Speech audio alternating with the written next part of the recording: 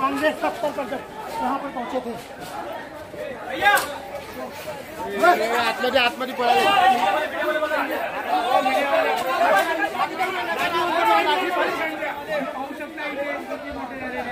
बीजेपीचे कार्यकर्ते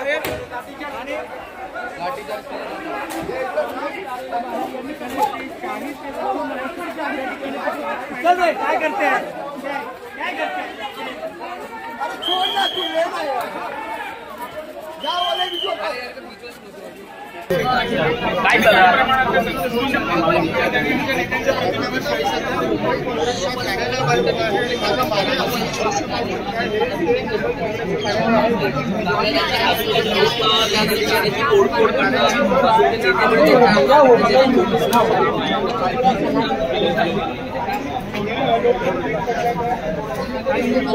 वातावरण आपण पाहिलं सत्तेत असलेली बीजेपी आणि त्यांचा कार्यकर्ते हे सत्तेचा दुरुपयोग करतायत। एका ठिकाणी काँग्रेसला बोलायचं, लोकतंत्राविषयी बोलायचं, लोकशाहीविषयी लोकशाहीचा अपमान करायचं, हे सर्व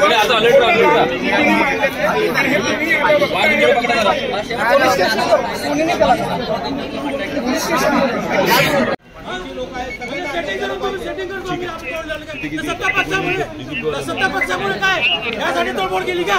आता आम्ही दाखवतो पोलिसांना। आता पोलीस मध्ये आले नाही पाहिजे, आम्ही पण तोडफोड करू शकतो।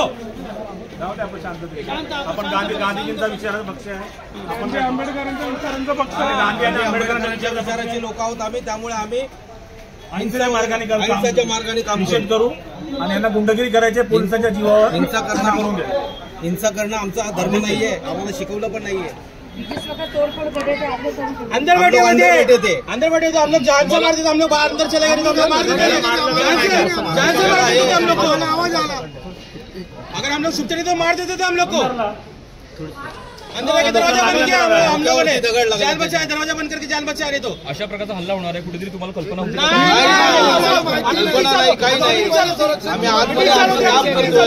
महिला सगळे घाबरलेले आहेत। महिला किती घाबरले माहिती का? महिला आहेत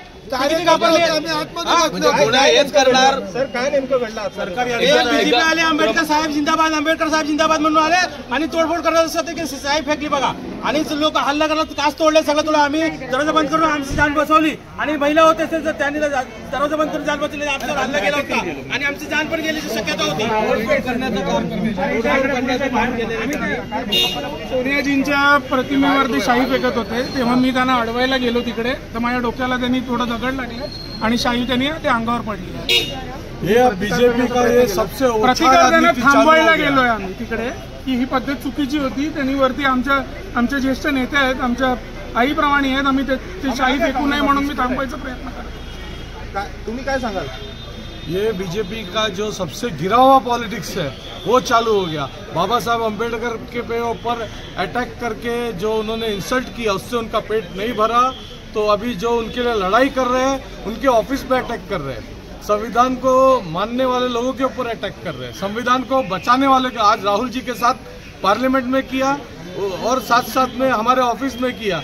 अगर ताकत था तो इंटीमेशन देकर आते, ऐसा क्या चोर की तरह आकर अटैक करके इंटीमेशन देते ना। पुलिस को मालूम था, पुलिस इंटीमेशन देकर आते, हम निपटते थे, हम निपटते थे। ऐसा क्या है?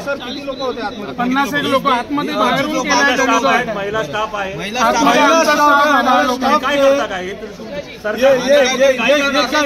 बाबा साहब अम्बेडकर के अपमान का बदले के जो जवाब नहीं दे पा रहे, इस चीज को दबाने के लिए ये लोग ऊंची हरकत कर रहे हैं, ये जो ऊंची हरकत कर रहे हैं बाबा साहब के अम्बेडकर के अपमान को दबाने के लिए।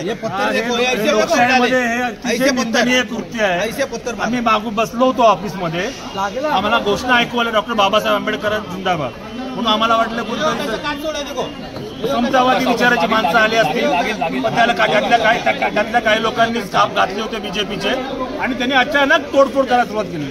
आतमध्ये महिला स्टाफ आहेत, लेडीज होत्या काही, तर त्या घाबरून असे जीवाच्या आकांताने पळत पळत गेल्या।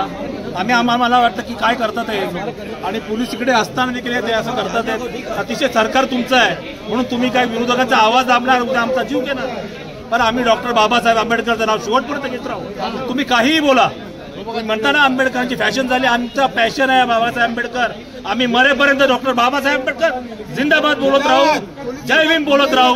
आणि सध्या मुख्यमंत्री भाजपचेच आहेत देवेंद्र फडणवीस, त्यांच्याकडेच घरं खातं आहे साहेब, भाजपचा मुख्यमंत्री आहे, त्यांच्याकडे घरं खातं आहे। समजा अशा विरोधी पक्षांच्या ऑफिसवर जर अटॅक होणार असेल तर मग लोकशाही का आहे का हुकुमशाही चालू आहे? तुम्ही काय करता? विरोधी पक्ष तुम्हाला नकोच आहे, तुमच्या विरुद्ध कुणी बोलायचंच नाही।